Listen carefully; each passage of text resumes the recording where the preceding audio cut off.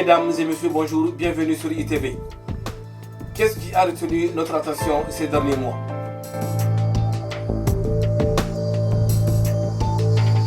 Il est indéniable que les élections des conseillers scolaires ont fait la une de l'actualité communautaire ces dernières semaines.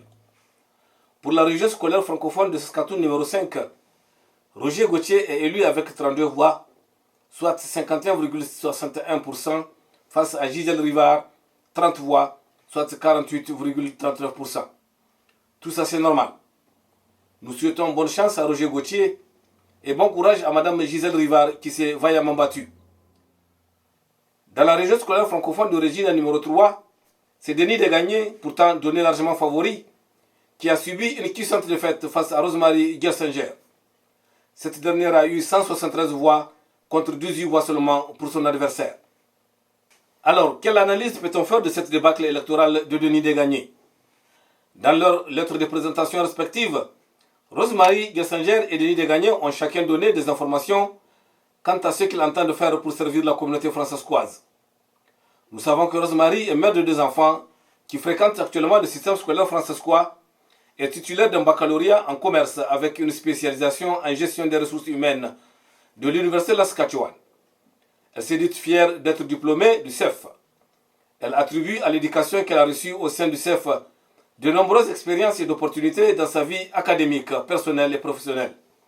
Si elle est élue pour représenter les parents de Regina et Moussia, elle va assurer la vitalité continue du CEF dans notre province et sera efficace avec les budgets afin de maximiser l'impact positif sur l'éducation de nos enfants. Elle se dit convaincue que la collaboration respectueuse et transparente au sein du conseil scolaire francescois, aussi qu'avec les partenaires et organisations externes, sont essentielles pour offrir la qualité d'éducation et le soutien que nos enfants méritent. Afin d'apporter des changements significatifs, elle dit que nous devons être unis dans notre approche et nos objectifs. Quant à Denis Desgagnés, il se dit profondément ancré dans la communauté éducative francophone. Il est père de 4 enfants qui avaient fréquenté les écoles du CEF et beau-père de 3 autres actuellement inscrits. Il comprend les enjeux et les besoins des familles.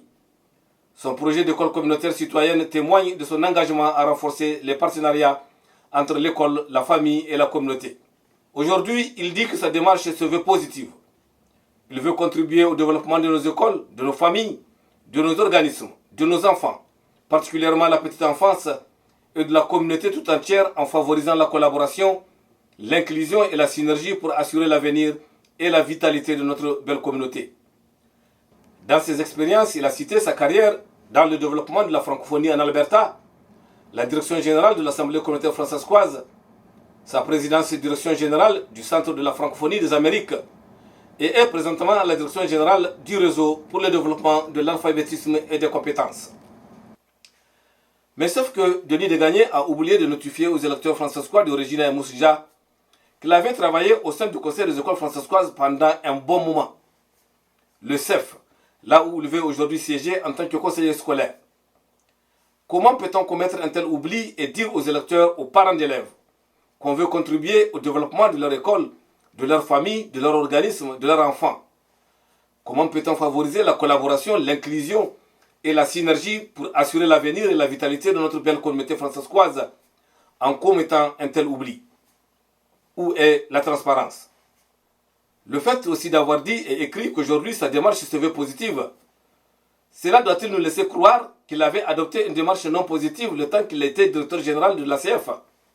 Au vu donc de ces quelques contradictions, nous pouvons aisément comprendre pourquoi 173 parents francescois sur 191 ont largement voté pour Rosemary Gersinger.